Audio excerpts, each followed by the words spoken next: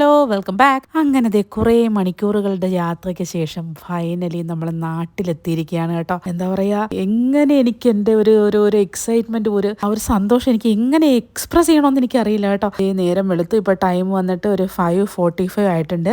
അപ്പോൾ ഞാൻ ദേ ഇങ്ങനെ ഷട്ടറൊക്കെ ഓപ്പൺ ചെയ്തിട്ട് ആ ഒരു വ്യൂ ഒക്കെ ഇങ്ങനെ എൻജോയ് ചെയ്യാണ് കേട്ടോ. നമ്മുടെ നാടിന്റെ എന്താ പറയാ, ഒരു ബ്യൂട്ടി ഉണ്ടല്ലോ നമ്മുടെ നാടിന്റെ, അത് ഞാൻ ഇങ്ങനെ ഭയങ്കരമായിട്ട്, ഞാൻ ഒരു വർഷമായിട്ട് ഭയങ്കര മിസ് ചെയ്ത ഒരു കാഴ്ചകളാണ് കേട്ടോ ഇതൊക്കെ.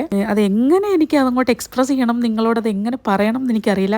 എൻ്റെ ദൈവമേ, ഈ ഒരു കാഴ്ചയൊക്കെ കാണുമ്പോൾ ഉണ്ടല്ലോ കിട്ടുന്ന ആ ഒരു സുഖമൊക്കെ ഈ നാടിന് പുറത്ത് താമസിക്കുന്നവർക്ക് പറഞ്ഞാൽ പെട്ടെന്ന് മനസ്സിലാവും കേട്ടോ. ഭയങ്കര ഒരു ഹാപ്പിനെസ് ആയിരുന്നു കേട്ടോ ഇതൊക്കെ കാണുമ്പോൾ. അപ്പോൾ ഇനി കുറച്ച് മണിക്കൂറുകൾ കൂടി മാത്രമേ ബാക്കിയുള്ളൂ എനിക്ക് എൻ്റെ സ്വന്തം നാട്ടിലേക്ക് എത്താൻ. ഇതിപ്പോൾ ഓൾമോസ്റ്റ് എറണാകുളം ആ ഒരു സൈഡൊക്കെയാണ്. കുറച്ച് മണിക്കൂറുകൾ കൂടി കഴിഞ്ഞ് കഴിഞ്ഞാൽ ഞാൻ നേരെ എൻ്റെ നാട്ടിലേക്ക് എത്തും. അപ്പോൾ അതേ ആ ഒരു എക്സൈറ്റ്മെൻറ്റിൻ്റെ പുറത്ത് ഞങ്ങൾ ഇങ്ങനെ ഇരിപ്പുണ്ട് കേട്ടോ. ഹന്നു ബേബിയൊക്കെ രാവിലെ തന്നെ എഴുന്നേറ്റു. ഒരു 5:45 ടൈമിംഗ് ആയപ്പോൾ തന്നെ ഹന്നു ബേബി എഴുന്നേറ്റു. അതുപോലെ അക്കവും ദേ ഇവിടെ തന്നെ ഉണ്ട്.